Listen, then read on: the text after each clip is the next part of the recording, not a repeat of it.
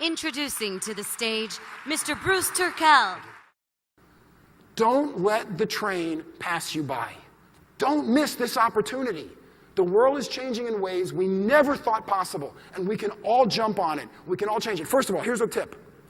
Everyone's familiar with the internet, right? It's going to catch on. I know you're laughing, but I'm serious. This is going to be big. And figure out ways to use it to drive customers to your core product. Because they are going to be watching, tweeting, emailing, Facebooking, and who knows, Facebook may die tomorrow. Twitter may die in a week, but something else is going to come along. Don't miss the train.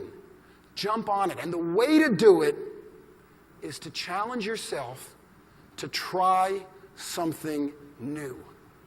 You can't tell the difference between the cars, but the car companies need you to tell the difference, or like Destinations, why would you buy one instead of the other? So what do? On the front grille, between the headlights, they put a logo. And interestingly, they all use circles. Opel uses a lightning bolt. Their logo looks like that.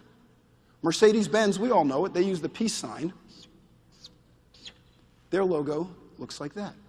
But I told you I have an art degree, so I look at these from an art point of view. If you look at them geometrically, Opel divided their circle in halves. Mercedes-Benz divided their circle into thirds. BMW, the ultimate driving machine, they divided their circle into quarters.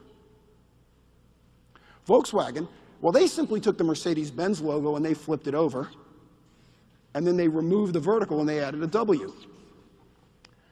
And then the designers from Audi came along. They didn't know what the heck to do. They said, to hell with it. They just took the other guy's circles.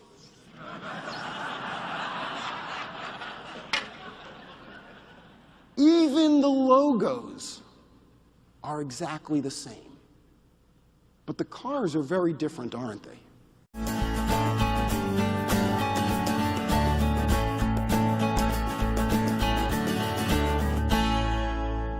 You use it when you see something that you don't understand. You use it when you see something that you don't expect. You use it when you see something that doesn't make sense. You look at something and you say, WTF. You look at those numbers and you say, WTF. You look at the economy and you say, WTF. Here's what it stands for. WTF. Where's the future? Because each time you see one of these things that you don't understand, what we need to understand is that's an opportunity. That's a challenge. That's the world telling us things are changing and we need to change right along with them.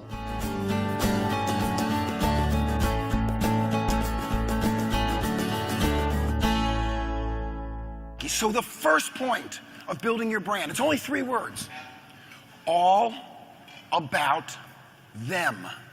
All about them. Nike didn't talk about the company. Nike talked about us. Nike talked about what mattered to us. My challenge to you is when you go back to your office, look at your marketing materials. If your marketing materials talk about your company, talk about how many trucks you have, how many computers you have, how many events you put on, something's wrong.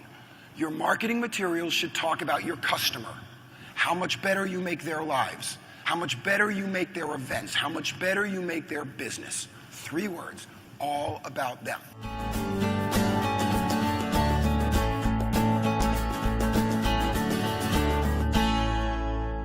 I have one little rule. I know all y'all have cell phones, so before we start, please take your cell phones out and turn them on. I want you tweeting and Facebooking and LinkedIn-ing. My Twitter handle is my name, @Bruce Turkel.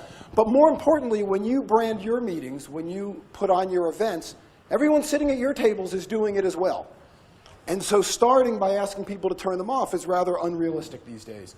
And there's a lot of changes that we need to understand as we look to brand our businesses, and that's one of them.